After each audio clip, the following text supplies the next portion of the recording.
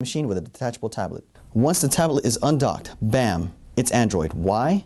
Well, Windows sits in a hard drive that's inside the keyboard trackpad of the machine, while Android sits in the drive space in the tablet hardware. The tablet has its own specs, while the keyboard dock has another.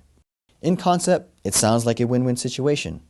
Android provides you a gateway of consumer apps, while Windows provides you a chance to do some work with Office and play with a ton of legacy apps. The keyboard also works well with Android, and it even uses the Windows key to head home and even touchpad gestures to navigate through the screens. When the keyboard and tablet are paired, you feel that other companies should follow. It seems like a no-brainer. That is, until you discover some weird things. For instance, you can't use the rear camera when it's docked. It just doesn't work. It's only meant for the tablet. The storage cannot be accessed between the two operating systems, except for a couple of things like SD card, which ironically, you'll have to plug into the other when doing so. The primary operating system is Android, with Windows becoming secondary. The reason being is that Android can be used as a tablet and a laptop, but with Windows, you can only use it as a laptop. Choosing Wi-Fi settings still has to be done with both operating systems. Hard drive is still not an SSD, so performance suffers a lot, especially when you're running Windows 8.1. Switching between the two operating systems is a seamless affair.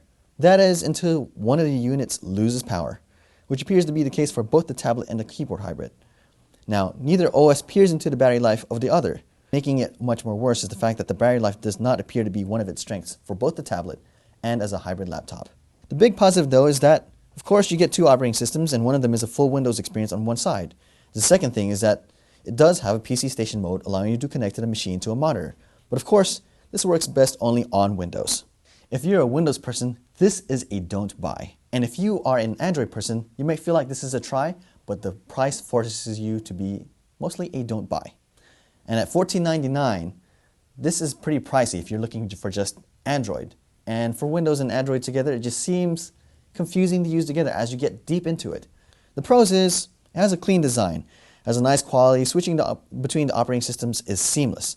The docking is easy, and there is definitely strong performance on both the tablet and the laptop.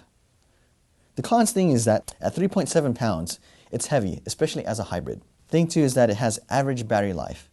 And at 90% battery life, you're looking at 2 to 3 hours, unfortunately. And that's all thanks to the hard drive. And the thing too is that it's expensive. At $14.99, it's just way too much for both operating systems. If you're looking for something that's purely Windows or Android, this is probably going to be a bad experiment for you. Instead, you should look elsewhere for something that's more purely of each of those operating systems. And again, I'm Radford Castro for Before You Buy.